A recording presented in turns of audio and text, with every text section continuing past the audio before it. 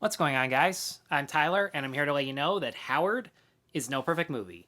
And Howard is a documentary about the life and career of playwright and songwriter Howard Ashman, starting from his childhood, where he became really passionate about writing and performing, his career as a playwright on Broadway, and how that success led to him being a songwriter during the Disney Renaissance, creating some of the best songs in movie musical history. But if you already know who Howard Ashman is, you know that his success was very short lived due to the fact that he passed away at the age of 40 due to HIV and AIDS. And I missed the chance to talk about this movie when it came out on Disney Plus in August because I had no idea that it had come out by that point. I didn't even realize that this actually had a very limited theatrical release in 2018, probably to count for Oscar consideration. And since it got absolutely none of that, and I'm really disappointed to find that out, it sat for a good year and a half, the public having no idea that it exists. And now all of a sudden in August, it came out right around the time people were watching Black is King for good reason. Black is King, Hamilton, a few others.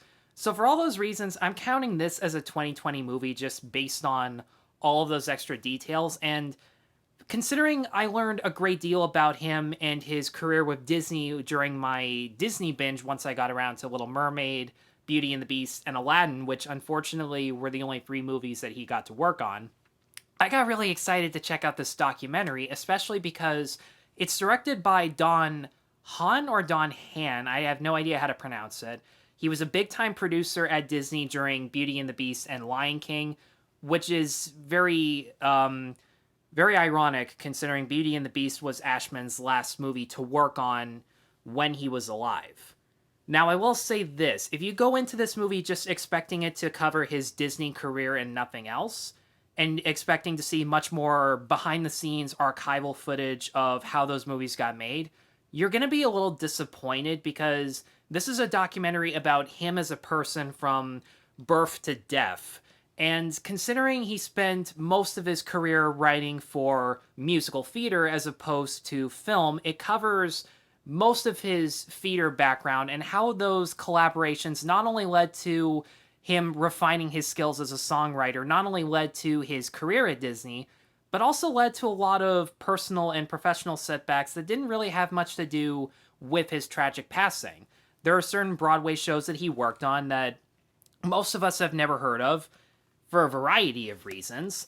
One of which being how he had a lot of collaborators who clashed with him artistically over what kind of vision they were going for, particularly the very first playwright that he ever became a partner with, this one gentleman named Snooze, who I'm not going to spoil other than he had a very complicated relationship with Howard Ashman.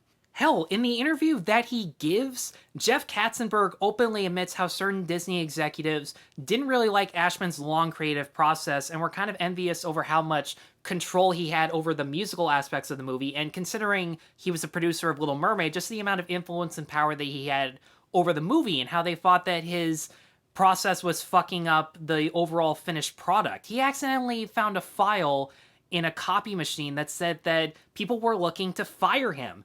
They didn't want stuff like part of your world in The Little Mermaid because apparently there wasn't enough imagery. It was just Ariel in that one cave singing. And I'm just sitting there going, so what? It has a huge emotional impact and it moves the story along. It gives you details that the movie hadn't been entirely specific about before. And listening to Howard Ashman's creative process as he's described in interviews, because we actually do get interviews of him on TV, on the radio, this one crew meeting that he gave when he first met Disney, he was very specific and very detailed about how his songs move the story forward. The way Part of Your World explains what Ariel's desires are, how Under the Sea is very essential for the other characters to warn her not to go up to the surface, or with Poor Unfortunate Souls, the fact that Ariel has no idea who Ursula is, and Ursula kind of adds a mixture of truth and fiction into her backstory and how she operates as a witch. Ashman is incredibly specific and detailed when he's giving instructions to not just the other actors, but to the animators, to the producers, to the directors. It really goes to show how collaborative of a process making a movie really needs to be. Now, all of those interesting facts aside, something that I found really strange at first, but really grew to appreciate over time was how this documentary was directed. Don Hahn already did this with his previous movie, Waking Sleeping Beauty, which is a lot more about the Disney Renaissance, as opposed to actually featuring the friends, family, former coworkers being interviewed on screen. They're actually interviewed through voiceovers, and those voiceovers are matched with family photos, home movies, archival, behind the scenes footage that emotionally connects us with what these people are saying. And we do get pictures of what these people looked like back in the 70s and 80s. It's a very basic form of documentary filmmaking that you usually see on TV. But the reason that it really connected with me and led to some of the saddest moments in the entire film, I'm not ashamed to admit, I cried nonstop during the last 5 minutes because it was just so emotional and the people being interviewed were so genuine. The fact that you don't see them as they're describing these events from their point of view, but you see pictures of them, you hear what they're saying, you can imagine for yourself what they're going through, how they're stumbling on their words. Are they crying and saying to the interviewer, "I'm so sorry"? And it's much more powerful technique to use in a documentary, and I really hope we see more stuff like that in the future. But easily by far, it goes without saying, the most enchanting aspect of watching Howard is finally getting to most of Ashman's Disney career in the third act, where we see behind the scenes footage of Ashman directing actors and actresses like Paige O'Hara, Jodie Benson, Jerry Orbach, Richard White, most of whom I'd never seen a picture of. I had no idea what they looked like. And seeing them sing the finished product, seeing them listening to their finished recordings and acting with so much excitement, seeing Alan Menken being so thrilled to have such a brilliant and passionate songwriter, because Alan Menken is one of the featured interviewees, and something I found out after I watched the movie was that he composed the score for this documentary, and you can absolutely feel it by listening to the music during key moments. It is so passionate and respectful and bittersweet. It is just absolutely beautiful. And the most beautiful aspect of the behind the scenes footage is listening to Howard Ashman singing his own lyrics for the demos.